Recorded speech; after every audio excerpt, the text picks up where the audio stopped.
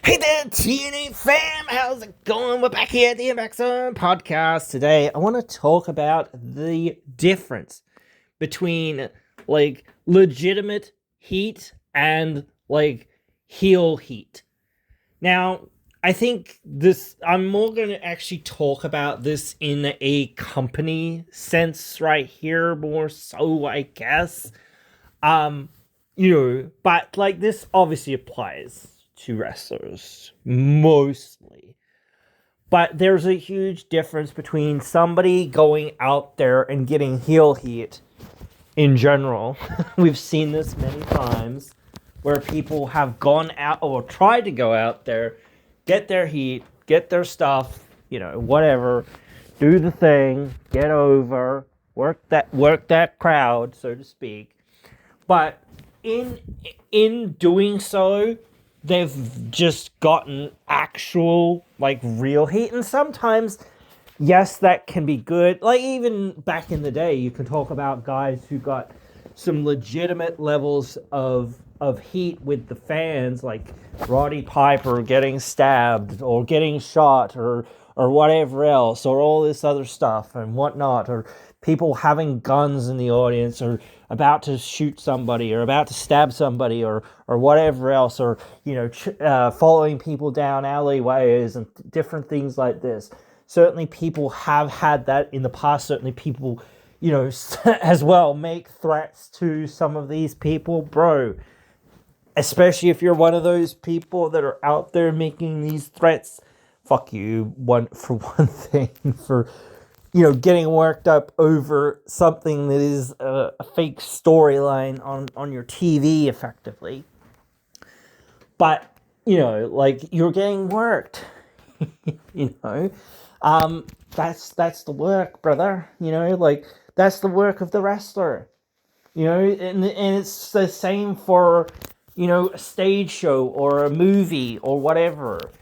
You've got to look at it like that. This is entertainment. Again, you walk away and you go from the movie, and you don't think you're going to go and stab the person that played the Riddler in Batman or whatever, do you? But when a heel comes to town, it's like, oh, I want to stab that person so bad, or whatever. I want to get violent on this person. Like, what the fuck?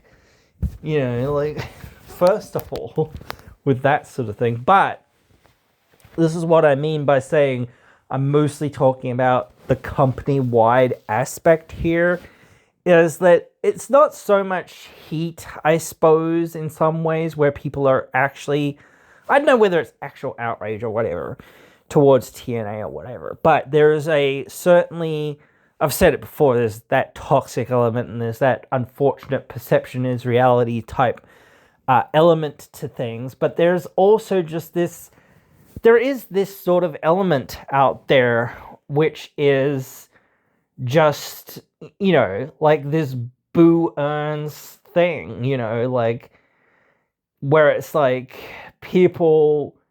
people's not just perception, but the way that they interact with anything that is TNA, especially when it's positive, is to be not just saying lol TNA or they'll never do it or just being haters or whatever. It's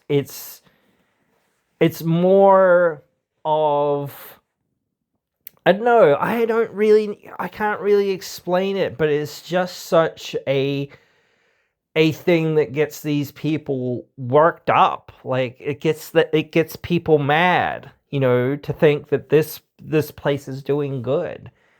I always hope the best for everybody. Like I've said before here and there, I've said we've got to compete with AEW. We've got to try to take AEW down to be more successful. And if AEW wants to be more successful than us, if we take them over at some point there, here or there, or whatever, then they've got to pull their finger out and get better. So then they might overtake us from there.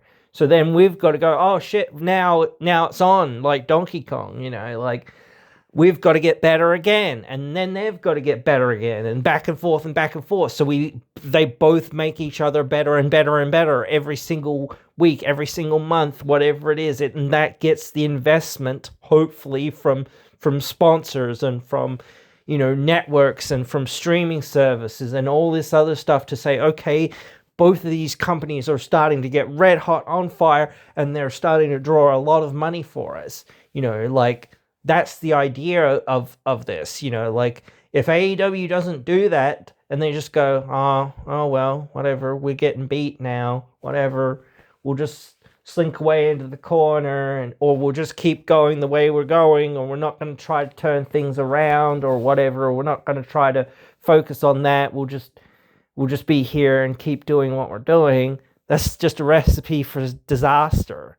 You can't ignore somebody if they're literally starting to overtake you. Even if you say, oh yes, but TNA doesn't have the level of infrastructure, or they don't have this, they don't have that. They can build all of those things. And showing people, saying, hey, we outdrew Dynamite, or we outdrew AEW here and here and here. And yes, perhaps they've outdrew us there, and here as well, but we're starting to make some waves and people are starting to take notice. So, and that might start snowballing. People might start going, oh, TNA is starting to get hot. TNA is starting to get really good because, more people are watching, more people are... And that's why I say more people should watch it, to keep it more accountable, because that's what you need. You need the fans there to say, this is what we want, and this is why we want it.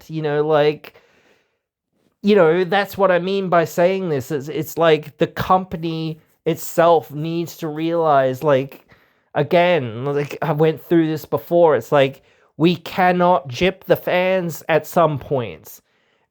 I think fans are very happy most of the time to see certain things happen when they can understand, or when they can perceive the angle that you're kind of approaching them with, or whatever you're trying to showcase to them.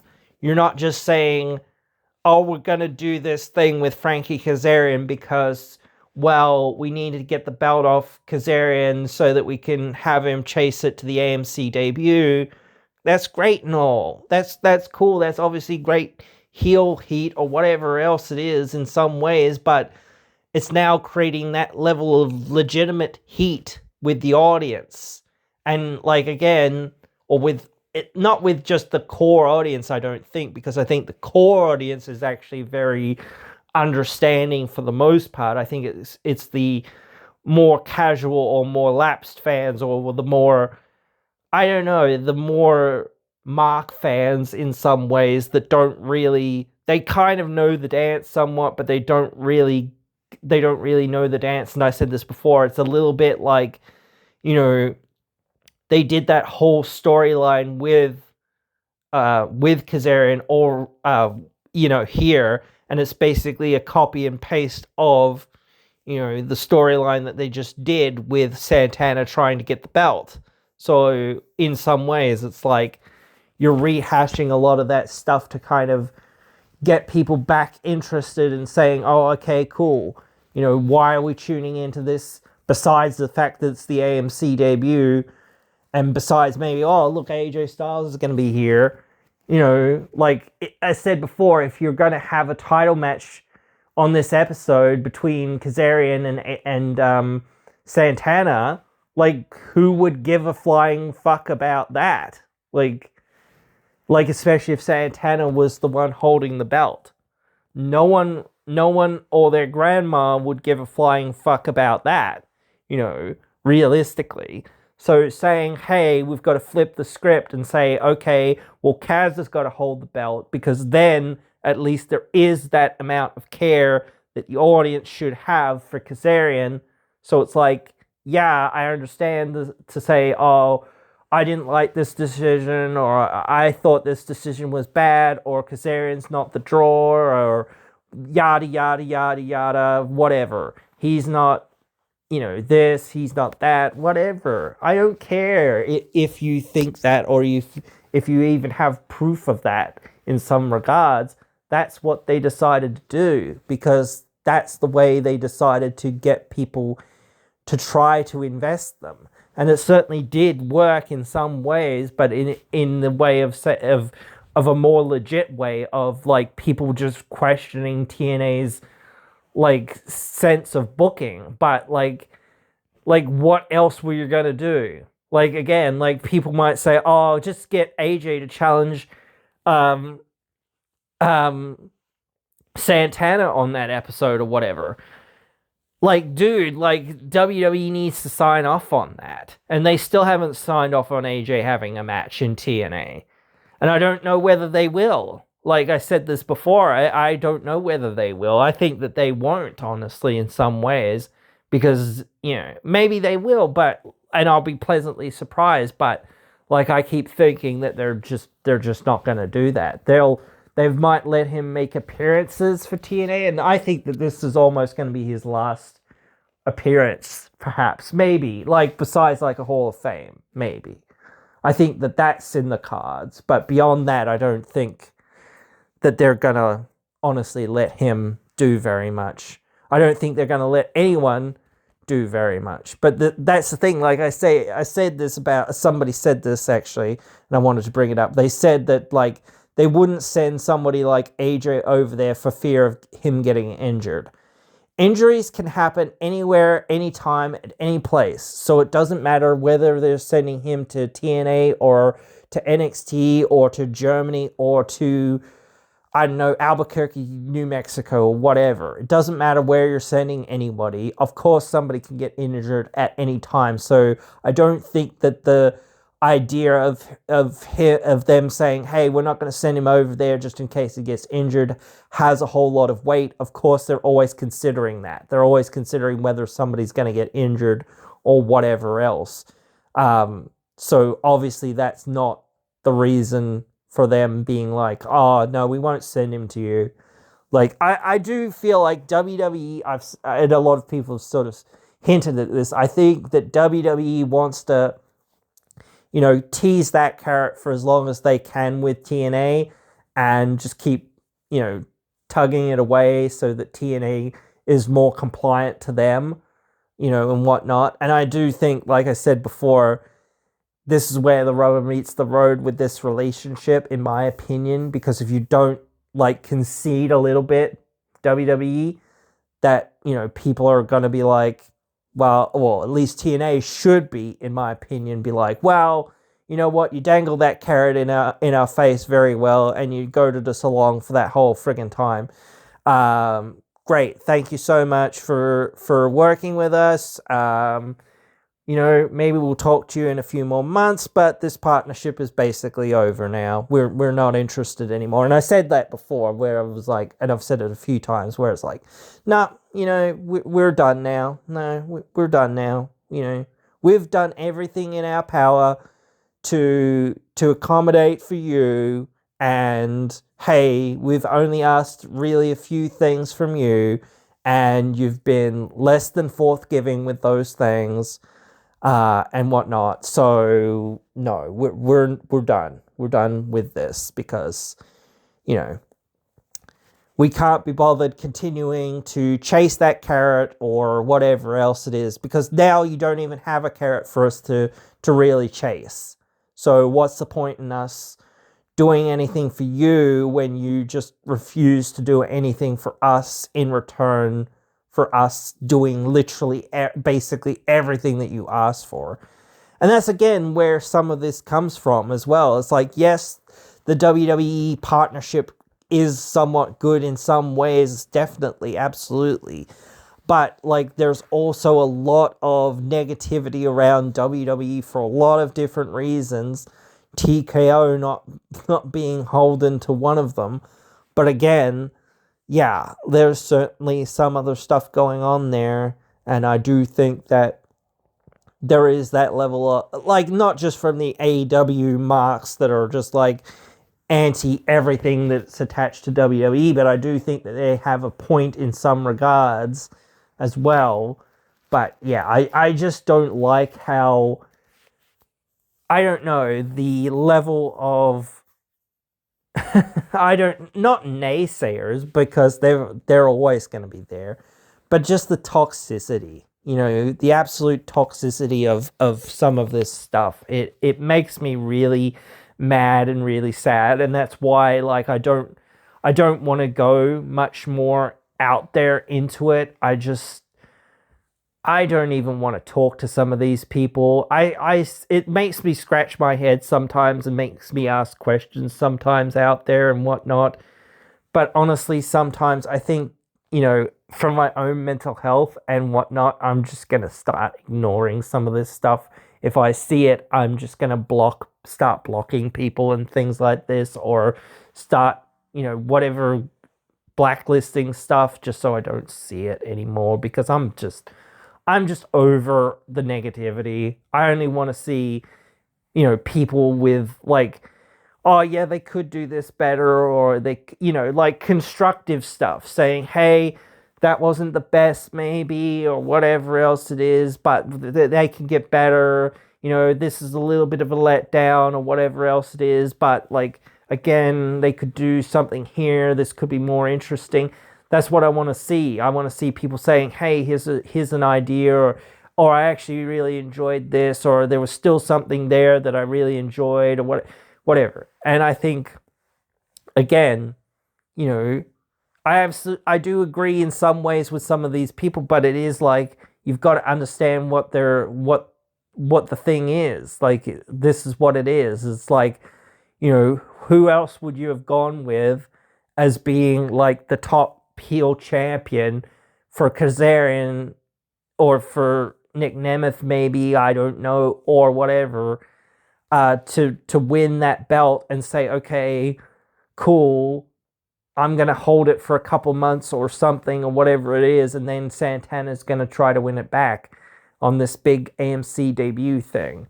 So I do think that was, like, I understand, like, it's still, like, debatable, but it's still, like, I still think that is somewhat smart, because it's like, people want to see Kazarian get his ass kicked, and people want to see Santana, earn back that belt. So it fulfills two things that people want to see, I think. So again, it's like, I don't know, just, I think there are more positives to it than negatives, but I do think that some people have taken it too far and taken it way off the rails. So it's just, again, like, these people that are basically, inferring things that are, meant to be a scripted, TV show, fake TV show in many ways, and making it about real life things, and about, like, saying things about, like, oh, he's doing Hogan things, or he's, exercising some sort of creative control. The dude doesn't have any creative control, or whatever, or he's buddying up to some of the creative, or whatever else it is. Like, everyone does that, dude. Like, everyone does that. So I don't know about that. And I think it is cool to see Kazarian get his moment in some ways. Like I said that before too. But yeah, I don't know. I want to see where this goes. And like I said, I think, like I said before, it's like, if they don't go the way that I hope that they go, that will create even more problems. So I just can't see that, like, I hope that I can't see, or we won't see that. That's the thing. Because it's like, dude, I'm so sick of, that's what I mean, like, going out there and flying this flag and being like, oh man, I've got to defend this all the freaking time, about this promotion, and it's like, or whatever, from these just absolutely dickheads who just, like, refuse to, give TNA even the minutest piece of, like, credit or anything for what they've done, and how they've stuck in there, and how they've, done things and how they've tried to rebuild their name and whatnot and all of that sort of thing. Like, 2024, I believe, was pretty much TNA's like real breakout year. You got Nick Nemeth coming in at the start of that year. And that was the year that they switched back to the TNA name. Then you had Matt Hardy coming into the company and Jeff Hardy coming back into the company. So you had some big stars. You had the Hardys back together as a tag team.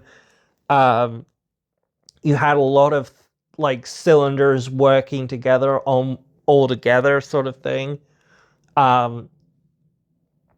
Yeah, I think that there was a lot going in and going on to get to the next sort of thing at that time, but really before the WWE came into the picture, more so later in the year and whatnot. So, and you had Moose as the top guy. You had I think AJ. I can't remember when AJ Francis debuted, but you had AJ Francis coming into the company. You had Joe Hendry starting his meteoric rise and getting really hot. So you had a lot of really good things. You had Josh Alexander, who'd been the solid foundation for the last like year or so.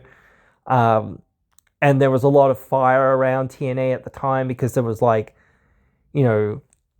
now you're finally got a fair few like proper like main event level guys. You're starting to feel like this thing's filling out quite nicely. You've got Steve Macklin, you've got Moose, you've got, Josh Alexander, you got some, other guys like coming in and Nick Nemeth, and whatnot. So you've got a lot of things like positively in the right direction where it's like, oh, okay, cool, here we go, let's do this, let's get going, let's make this work, or whatever. So that was like the big stage to finally like get this thing, get the green tech, so to speak, or whatever, I suppose, and start going from there and start like the ball really rolling. Certainly some things started to fall apart in that time, and I don't know like whether they made the right decisions at times or whatever else it was, but people were still hyped after Slammiversary and whatnot into Bound for Glory and even into the new year, especially when like they said, hey, we're going to do this partnership with WWE. Was like, oh shit, like it wasn't just a one-off thing or a one-off thing here or kind of a one-off thing there or whatever it was. Now it's like, oh, okay, shit, like we're gonna have like people crossing over almost all the time. You're gonna have something, here, something there, something here, something there, So yeah, I think that there was a lot of positive stuff at that time. And whatnot. So, yeah. And again, like, I think not everyone can always have something going on, but you've kind of got to try to give something to everybody. Even, like I said, like, EY doesn't really need a lot going on to be important. Rosemary doesn't really need a lot to be that important. They're side characters now. Like, they are. But especially like the more younger guys or whatever, like, you need to give them something. Like, And so, like I said about, like, we haven't really talked about the Rascals, but the Rascals seems like they've left TNA and they're going to AEW. And say good luck to them. Same with Jake something. He recently went over there. Yeah, so, but yeah, like, I don't know for TNA, man. Maybe we can pick up some guys or some gals or whatever as well from AEW or from the indies or whatever. And I said, hope that there will be some, but what, where, when, And certainly none of them, I don't think any of them feel like they're on that level. I don't know. Especially as a team, perhaps. I don't know. I do think that there's a lot of good singles stars, though. Certainly. I think Sinner and Saint, despite being good, I don't think that they've really found, or really, like, they might have found it, but they really haven't, like, been able to show it in TNA yet. Or they have, like, they're just, like, a little bit too generic, like, out there. I think, is it Judas Icarus? I always get the two confused, I guess. But the one that's a little bit more nutty and a little bit more crazy, he's almost there, I think. I think he's a lot more close to a guy that I could see you could do a lot more with than the other guy, because he's just too much of a straight shooter. He seems a little bit boring, unfortunately. Too much of a straight lacer, whatever.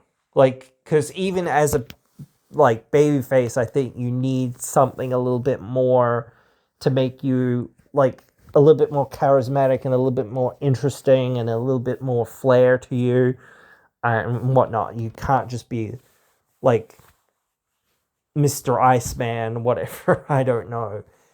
That could be for a heel, I think, but even then, heels need like a lot of personality in some ways as well, where they're like Gunther. Like, it's like he can be really stoic at times, and even Kurt Angle, and a lot of people can be stoic at times, but you need to have something else where you're like getting things over and being able to mock people and be super arrogant or whatever else, something else that helps you to connect, not just one thing. And maybe he'll get that soon or at some point, but yeah, or he hasn't been allowed to show it, but I don't know, but yeah. So yeah, but anyway, like, yeah, I'm just annoyed with the situation, and I don't really know what to do, but yeah. Yeah, I and that's where I'm like at right now, as I said before, and I just don't want to have to go through more of it. I want success for TNA, and for us to look back on this episode tomorrow and say, fucking oath, they did it, they nailed it, and here we go, let's go. Instead of looking back of it and saying, oh fuck, they fucked it up or whatever and all that. So that's what I don't want. I just don't want to have to deal with people, because, like, again, maybe at that point I will just say, okay, cool, I'm done now. No, because it's like, you've burned too many bridges with not doing what is necessary for the fans to keep following you. So it's like, nah, it's time to call it quits at that point, I think. But yeah. Anyway, guys, I hope you've enjoyed this one. I hope you join me again in another one.